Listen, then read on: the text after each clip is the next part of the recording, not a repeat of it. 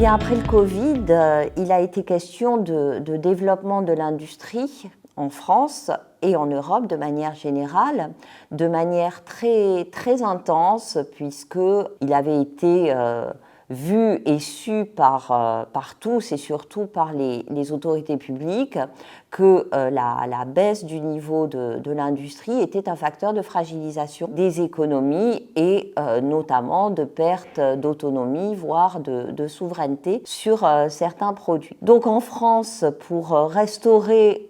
une base industrielle, plusieurs plans se sont succédés avec des projets industriels inclus dans le plan France 2030 qui consacrait 54 milliards d'euros au développement de l'industrie, notamment sur des domaines liés à la transition écologique, comme l'hydrogène, le véhicule électrique, l'électrification globale des processus de production. Et donc, à l'époque, dès le début de l'année 2020, on voit se dessiner une réconciliation entre la transition écologique et l'industrie, tout ce qui tourne autour de l'industrie verte, le greening, comme on a pu l'entendre, faisait partie des objectifs prioritaires. On retrouve ce même rapprochement entre l'industrie d'un côté et la transition écologique de l'autre au niveau européen. On sait que pendant longtemps, l'Europe n'avait pas été véritablement dotée de politique industrielle. C'était plutôt le dogme de la concurrence qui prévalait. Mais là encore, concomitamment avec le Covid, on voit apparaître un plan industrie dans le pacte vert européen qui résulte de la prise en compte des risques liés à la désindustrialisation. Donc,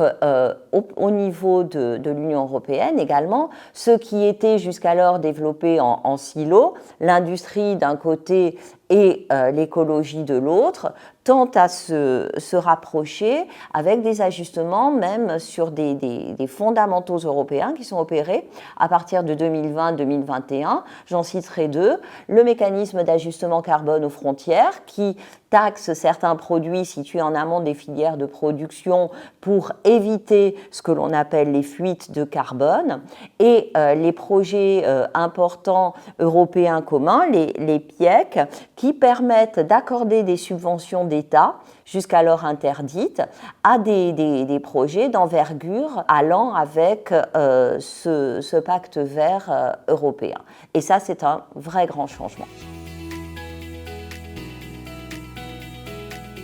À la question comment et à quels niveaux institutionnels ces politiques industrielles fondées sur la transition écologique se sont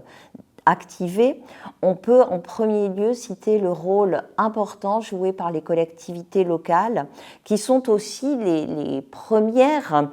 confrontées aux conséquences de la désindustrialisation d'abord, et au changement climatique ensuite. Les deux phénomènes sont concomitants. Les pertes d'emplois liées à la désindustrialisation dont ont beaucoup souffert certaines régions se doublent désormais d'une forte exposition aux risques climatiques, qu'il s'agisse de stress hydrique, de canicules, qui amènent les collectivités locales à prendre en considération ces situations pour élaborer leur plan de développement industriel. Alors,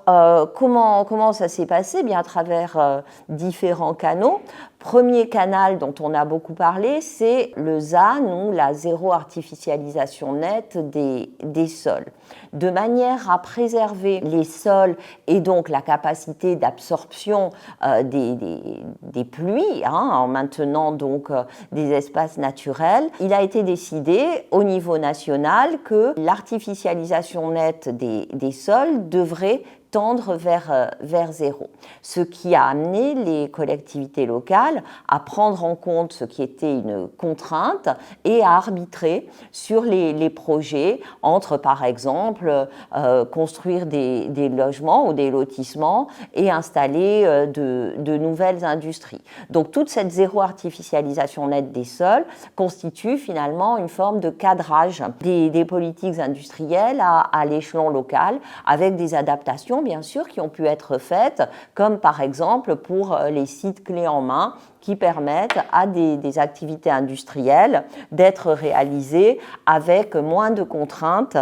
sur ce plan-là. Il y a également eu, et ils sont toujours en cours d'ailleurs, des plans de transition écologique à l'échelle de collectivités locales élargies. À titre d'exemple, je peux citer le cas de Rennes et du contrat de coopération métropolitain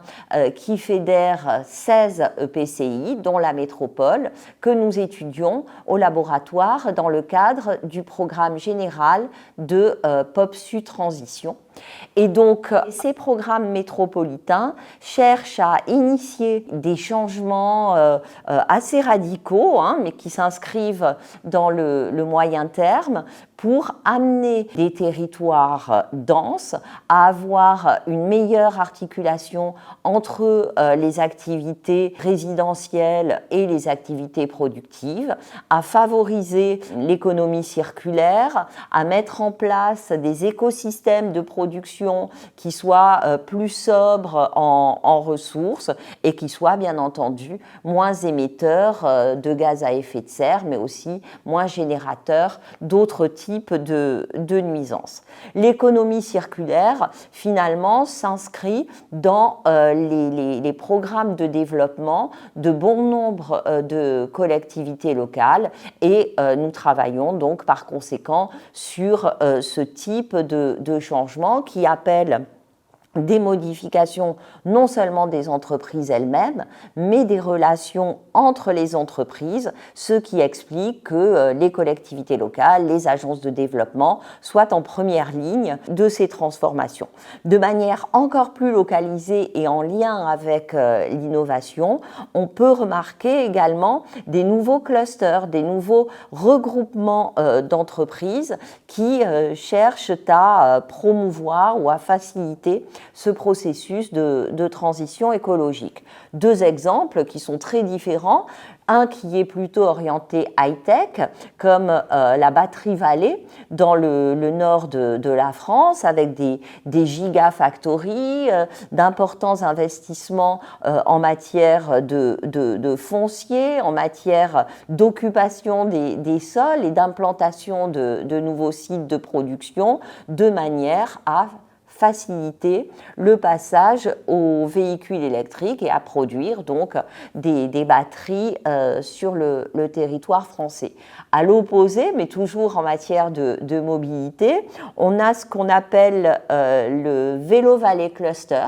qui est plutôt dans le sud de la France. Là, on voit qu'on est sur des technologies moins high-tech, même s'il y a bien sûr de la technologie pour améliorer l'efficacité de ces nouveaux vélos et surtout réduire les émissions liées à leur transport. Mais on voit donc se développer dans divers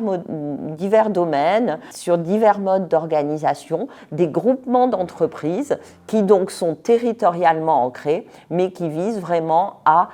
faciliter la transition écologique de l'industrie au niveau local, mais aussi au niveau global. Et maintenant, que peut-il se passer puisque les changements de gouvernement aux États-Unis rebattent fortement les cartes, notamment en matière d'industrie, de priorités industrielles et d'axes forts des politiques. Alors, jusqu'à présent, l'argument pour favoriser la transition écologique de l'industrie s'appuyait fortement sur l'Inflation Reduction Act américain qui visait à promouvoir les industries de la transition écologique se développant sur le territoire, sur le sol américain. L'arrivée du gouvernement dirigé par Donald Trump rebat fortement les cartes en la matière, puisque l'Inflation Reduction Act n'est plus du tout d'actualité, en tout cas dans sa composante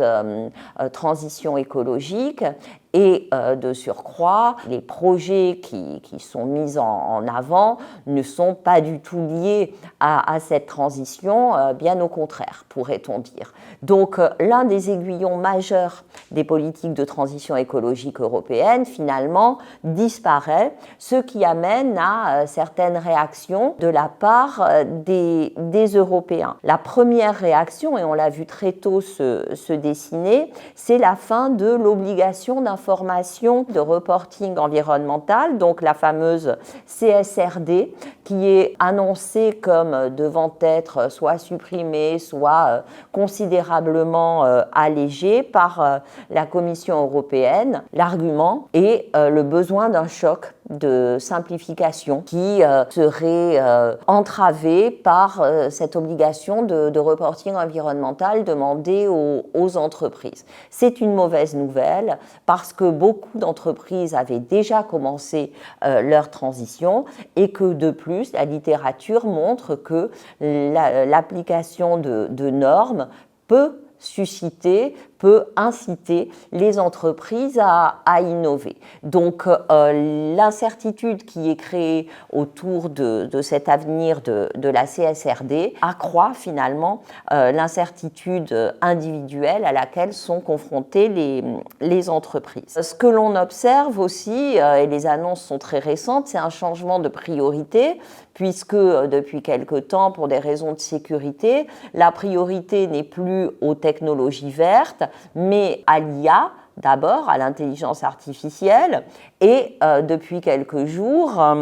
à la sécurité et à la défense. Donc comment rendre compatibles tous les objectifs? Il y a de nombreuses questions actuellement irrésolues autour de ces sujets-là, mais pour rester quand même optimiste,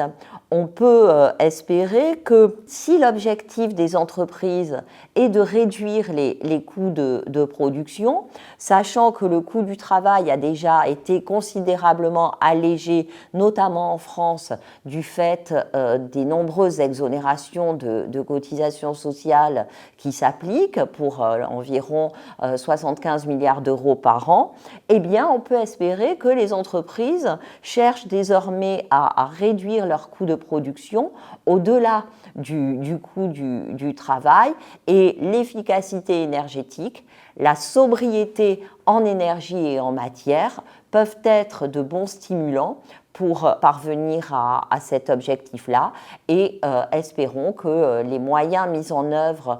sur ces volets-là permettent de prolonger un programme de transition écologique de l'industrie qui reste vraiment essentiel pour reconstituer un tissu industriel national et européen, et en même temps pour réduire la dépendance à l'extérieur.